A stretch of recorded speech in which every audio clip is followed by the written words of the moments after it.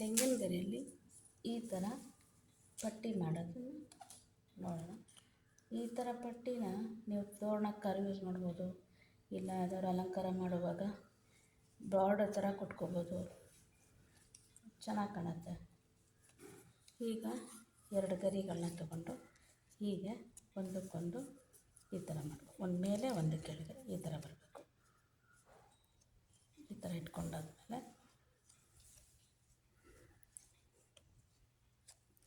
ಈಗ ಬಲಗಡೆ ಇರೋ ಗಡಿನ ಎಡಗಡೆ ಕೊನೆಯ ಗರಿ ಇರುತ್ತಲ್ಲ ಆ ಗರಿ ಹಿಂದೆ ತೊಗೊಂಬರ್ಬೇಕು. ಪುನಃ ಅದೇ ಗರಿನೇ ಈ 3ನೇ ಗರಿ ಇರುತ್ತಲ್ಲ 3ನೇ ಗರಿ ಪಕ್ಕ ತೊಗೊಂಬರ್ಬೇಕು. ಹೀಗೆ ಅದಾದಮೇಲೆ ಈಗ ಎಡಗಡೆ ಇರೋ ಗರಿನ ಇದೇ ಥರ ಕೊನೆ ಗರಿ ಪಕ್ಕ ಹೀಗೆ ತೊಗೊಂಬರ್ಬೇಕು. ಪುನಃ ಅದೇ ಗರಿನೇ ಇಲ್ಲಿ 3ನೇ ಗರಿ ಪಕ್ಕಕ್ಕೆ ಹಿಂಗೆ ಮೇಲೆ ಬರೋಂಗೆ ಈ ಥರ ಮಾಡ್ಕೋಬೇಕು. ಯಾವಾಗಲೂ ಇದು 1 2 ಈ ಕಡೆ ಗರಿ 2 ಈ ಕಡೆ ಗರಿ ಹೀಗೆ ಇದೇ ಥರ ಇರಬೇಕು. ಆವಾಗಲೇ ನಿಮಗೆ ಶೇಪು ಕರೆಕ್ಟಾಗಿ ಬರುತ್ತೆ. ಈಗ ಪುನಃ ಬಲಗಡೆ ಗರಿನ ಇದೇ ಥರ ತಗೊಂಡು ಈ ಕಡೆ ಕೊನೆಗೆ ಬಂದು ಅದೇ ಗರಿನೇ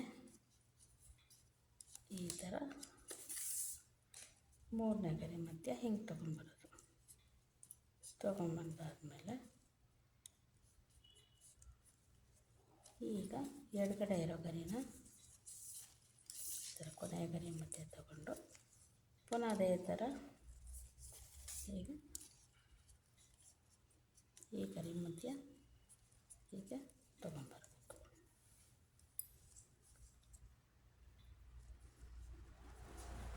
ಈಗ ಪುನಃ ಒಳಗಡೆ ಗರಿನ ಹೀಗೆ ತಗೊಂಡು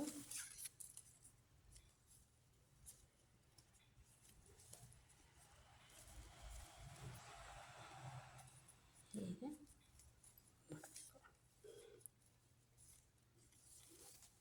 ಈಗ ಇದೇ ಥರ ಎಡಗಡೆ ಗರಿನ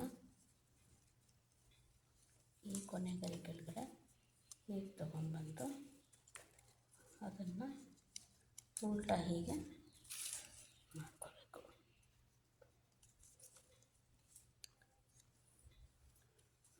ಆಮೇಲೆ ಪುನಃ ಈ ಕಡೆ ಗರಿನ ಹೀಗೆ ತಗೊಂಡು ಈ ಗರಿ ಪಕ್ಕ ಹಿಂಗೆ ಬರೋಂಗೆ ಮಾಡ್ಕೋಬೇಕು.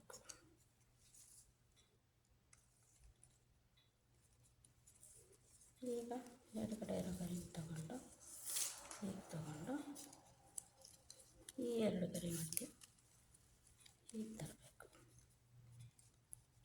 ಪುನಃ ಈ ಕಡೆ ಗರಿನ ಹೀಗೆ ತೊಗೊಂಡ್ಬಂದು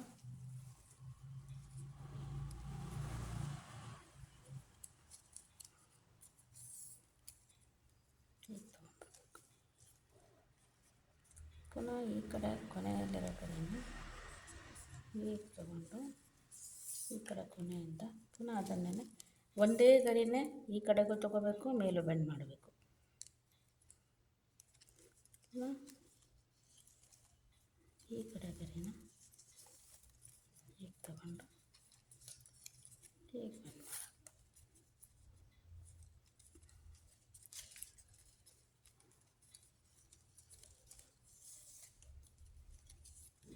ಇದೇ ಥರ ಬೇಕಾದ್ರೆ ಹೀಗೆ ಮಾಡ್ತಾ ಮೇಲೆ ಇನ್ನು ಕಂಟಿನ್ಯೂ ಮಾಡ್ಬೋದು.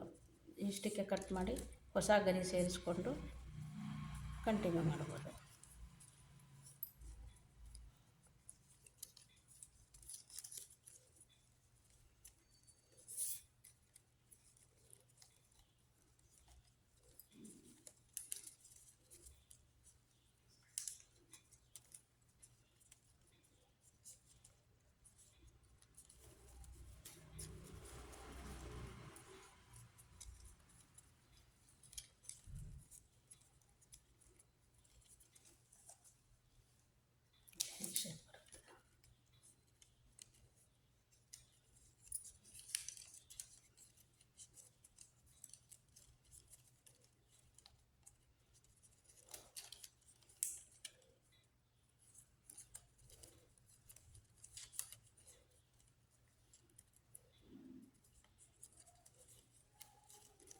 ಹೀಗೆ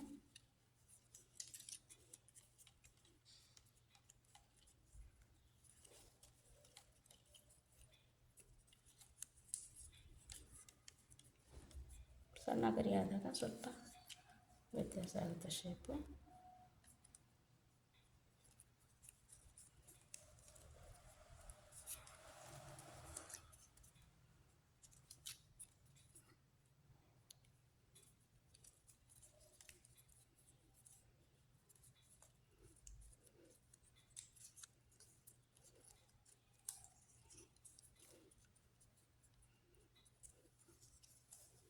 ಈ ರೀತಿ ಬರುತ್ತೆ.